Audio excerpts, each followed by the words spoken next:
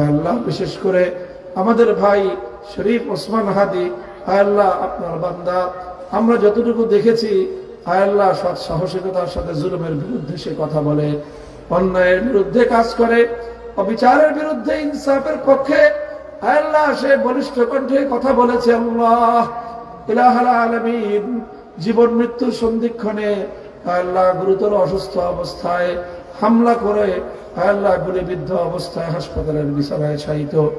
ইলাহাল আলামিন আপনার কুদরত ছাড়ার কোনো ভরসা নাই। আল্লাহ আপনি শরীফ ওসমান হাদিকে শেফায়ে কামিলা আজলা কুল্লা নসিব করে দিন, পরিপূর্ণ সুস্থতা দিয়ে আবার জাতির মাঝে ফিরিয়ে দিন। আল্লাহ দ্বীন এবং মিল্লাত জাতির খেদমতে ভূমিকা পালন করার তৌফিক এনায়েত ফরমান।